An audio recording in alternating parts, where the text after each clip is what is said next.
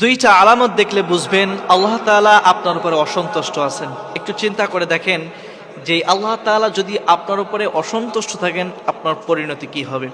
আল্লাহ তাআলা যদি আপনার উপরে খুশি হয়ে যান আপনার তো দুনিয়ার আর কোনো কিছু লাগবে না, আপনার জন্য জান্নাত নিশ্চিত। আর আল্লাহ তাআলা যদি আপনার উপরে অসন্তুষ্ট হন, নারাজ হন, অখুশি থাকেন, তাহলে চিন্তা করেন আপনার অবস্থাটা কি হবে। তাহলে কোন দুইটা আলামত দেখলে বুঝবেন যে আল্লাহ তাআলা আপনার উপরে নারাজ আছেন?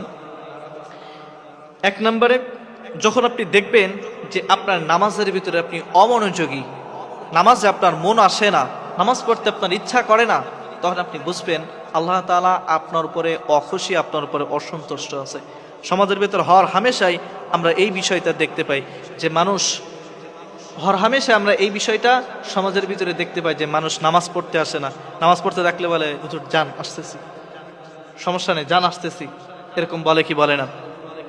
মানুষের নামাজ পড়তে ইচ্ছা করে না। আবার কিছু কিছু মানুষ যারা দেখবেন যে মসজিদে আসে ঠিক, আসতে দেরি বের হতে দেরি হয় না, আসে দেরিতে আবার বের হওয়ার জন্য ছটফট করে সবার আগে যায়, এরকম মানুষ আছে না নাই? তখন আপনি দেখবেন এই নামাজে আপনার মন বসে না, নামাজে আপনি মজা পাচ্ছেন না, আপনার নামাজ পড়তে ইচ্ছা করে না, তখন আপনি বুঝবেন আল্লাহ তাআলা আপনার উপরে অসন্তুষ্ট আছে, আল্লাহ তাআলা আপনার উপরে নারাজ আছেন, অখুশি আছেন। তখনই সাবধান হয়ে যাবেন, তখনই ওই পথ থেকে ফিরে আসবেন, তওবা করবেন। আল্লাহ তাআলা তওবা করলে খুব খুশি হয়।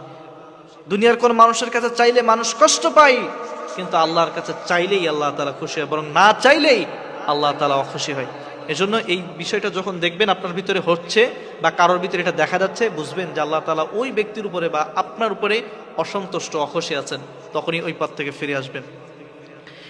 দুই নম্বরে দেখবেন যে আপনি মাসে লক্ষ লক্ষ টাকা ইনকাম করতেছেন, কিন্তু ইনকাম করা শেষ, কিন্তু এটা যে কোন পথে ব্যয় হচ্ছে বা কিভাবে ব্যয় হচ্ছে আপনি বুঝতেছেন না।